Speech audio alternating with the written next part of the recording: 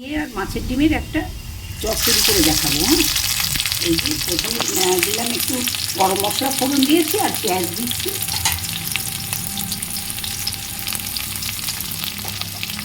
এটা রুই মাছের এনেছে, তার মধ্যে ছিল ডিমটা খুবই কম আছে, কিন্তু তাও আমি আপনাদের একটা নতুন দেখাচ্ছি রেসিপি করে।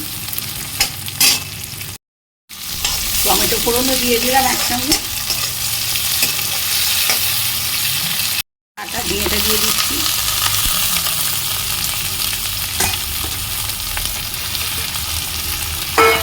জল দেবো না, প্রচুর পরিমাণে জল বেরোয় দিয়ে প্রতিদিন আরও।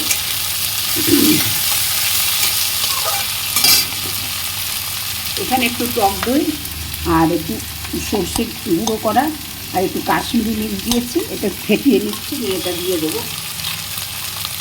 একটু হলুদ দিয়েছি।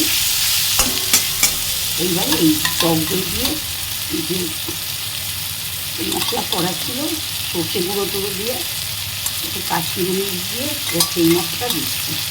আর একটা মশলাও আমি অ্যাড করব।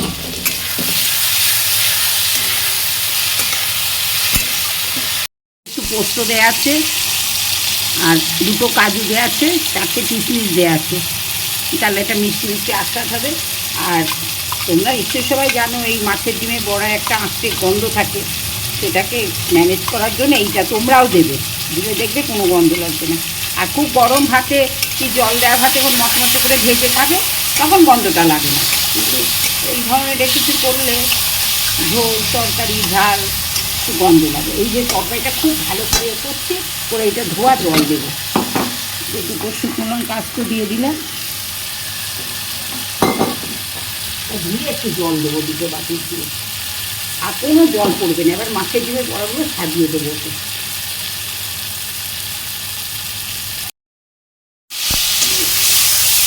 অথচ ডিমগুলো সব আস্তে আস্তে আছে, বেশি করবো না। এইবারে এই মিক্সির বাটি ধোয়া জলটা দিয়ে দিচ্ছি। পোস্ত আছে, কাজু আছে, একটু কিশমিশ আছে, অল্প পরিমাণেই আমি করেছি, একটু টক দইও পড়েছে, আগে দেখিয়েছি। খুব সুন্দর দেখতে হয়েছে, তোমরা কিন্তু করে খাবে, ভীষণ ভালো লাগে, একদম অন্যরকম। আবার একটু টক দই দিলাম 1 চামচ দিয়ে, এবার একটু সর্ষের তেল ছড়িয়ে দিয়ে নামাবো। অপূর্ব খেতে হয়েছে, দেখবে করে দেখবে। আমি যে কোনো জিনিস বাড়িতে করে খেয়ে তারপর শো করাই, খুব ভালো হবে দেখো। দেখো